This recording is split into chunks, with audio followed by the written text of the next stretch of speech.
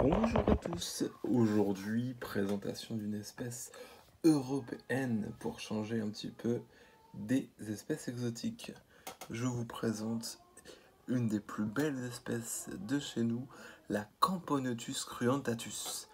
Donc c'est vraiment une espèce très grosse avec une gine magnifique. Je vais essayer de vous faire des belles images même si c'est pas toujours évident. Voilà. Donc là on peut voir que cette espèce a une belle couleur rougeâtre et elle est vraiment très très grosse pour une Camponotus de chez nous. Donc c'est une espèce vraiment magnifique et sympathique à élever. Simplement, c'est une espèce un petit peu délicate, compliquée à faire fonder puisque la gine seule stresse énormément. Donc moi, ce que je peux vous conseiller quand vous avez une Camponotus cruentatus, c'est de la mettre en tube et de lui foutre la paix, c'est-à-dire l'observer le moins possible, parce que dès lors que vous allez l'observer, l'embêter un petit peu, elle va bouffer une fois sur deux sa ponte, ses larves, même des fois des cocons. Donc il faut éviter vraiment de la déranger le plus possible. Et là, moi, ce que je fais, je la nourris une fois tous les 10 jours quand elles sont en gîte seule, et après je les laisse vraiment tranquilles. Et elles fondent en général, si on a une gîte plutôt coopérative, avant diapose, vous pouvez peut-être avoir une ou deux ouvrières, mais la plupart du temps, le développement se fait euh, lors de la sortie diapose. Là on est sur une petite fondation qui a quasiment un an. Donc là, je suis à peu près une quinzaine d'ouvrières. Donc le plus gros est fait, entre guillemets. Mais c'est une espèce délicate. J'ai déjà eu des ratés avec cette espèce. Parce que j'ai déjà eu des Cruentatus. J'ai notamment une gine qui était vraiment très stressée et qui a mangé son couvain. Je l'ai gardé pendant presque un an. Et elle est malheureusement morte. Là, donc, une fois passée la fondation, c'est une espèce qui ne pose pas de problème particulier, malgré qu'elle soit quand même assez délicate sur la nourriture. Faut pas hésiter à varier les liquides sucrés, hein, parce que elles peuvent être un peu sélectives. Ce qui marche bien, les jellies, ça leur plaît, après ça dépend des parfums en général. Melon, mangue, ils aiment bien. Les liquides sucrés, miel, eau, ça passe bien. Après, le sirop d'agave chez moi, ça n'a pas de succès sur cette espèce, excusez-moi.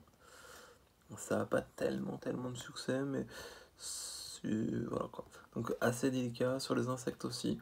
Les vers de farine, c'est pas ce qu'elles préfèrent, elles en mangent, mais c'est pas ce qu'elles préfèrent en fondation, tout du moins. Les mouches, par contre, elles adorent ça.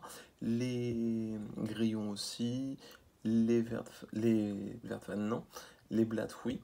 Et les criquets, une fois que là, je leur ai déjà donné un criquet coupé en deux, elles l'ont bien mangé. Donc cette année, j'ai pas mal de cocons. Donc logiquement, si tout va bien, je devrais avoir cette année, je pense, une trentaine, cinquantaine d'ouvrières si tout se passe bien. C'est une espèce que je chauffe, moi, à 28-29 et en diapose, je la descends à 10 degrés pendant 2 mois. Euh, c'est vraiment une espèce sympathique de chez nous. C'est une des plus grosses Camponotus de, de France, avec la Camponotus liniperda qui est pour moi un poil plus grosse et qui est aussi difficile à faire fonder. Donc dans l'ensemble, les grosses Camponotus sont compliquées à faire fonder, sauf Camponotus vagus, où là, ça pose pas de souci de faire fonder cette espèce. C'est pas un problème. Je vais essayer de vous faire des belles images. Moi, c'est vraiment mon problème, c'est de vous faire des images de qualité. Mais j'ai un peu de mal. Donc là, on peut voir quand même que une espèce sympa. Moi, je l'aime beaucoup. Ça reste une endémique, mais pour moi, elle fait partie de mon top 10 des espèces de Camponotus à élever. Donc là, vous pouvez voir, j'ai pas encore de major puisque c'est encore une fondation assez petite, mais j'ai déjà quelques médias sympas. On peut voir là. Et ils ont un gastre bien rempli, ils mangent relativement bien.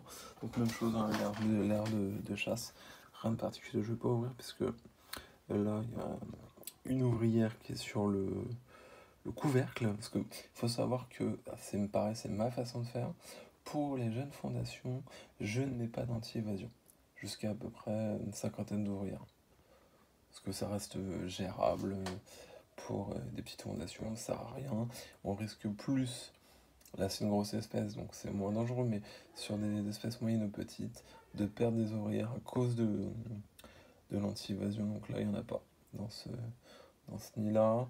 J'en rajouterai quand je vais avoir 10 ouvrières de plus, quand on sera à peu près une trentaine. Là, je commencerai à mettre un peu d'huile de paraffine, mais c'est ma façon de faire. Pas forcément la meilleure, mais chez moi, ça le fait. Hop, donc voilà.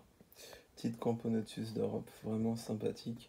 Parce que c'est un petit challenge d'avoir cette espèce, du moins quand on part d'une gîte seule. Mais après, le résultat, on vaut la chandelle, si on peut dire ainsi. Donc voilà. Je vais essayer de vous tourner le nid. Hop.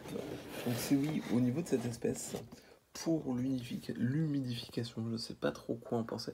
Que certains vont les élever secs, d'autres avec de l'humidité. Donc moi actuellement elles sont en plexi, comme d'hab, hein, les nids toujours encore, avec une réserve d'eau. Et elles ont un tube, enfin c'est leur tube de fondation en fait que je leur ai laissé, puisqu'il reste un petit peu d'eau dedans, et ils servent d'abreuvoir en fait. Elles ont déménagé comme des grandes il y a maintenant quelques mois. Par contre, le nid, j'ai fait l'erreur de leur laisser 2 étages en me disant, comme c'est une grosse espèce, vaut mieux laisser de la place. Et je me suis rendu compte qu'elles ont comme tendance à stocker des déchets. Pour le moment, rien de grave, pas d'acarien, mais à surveiller. Donc voilà pour cette espèce magnifique. Bah, j'espère que ça vous a plu. N'hésitez pas à me faire vos remarques. Et j'essaierai toujours de m'améliorer si c'est possible. Merci à vous, à bientôt.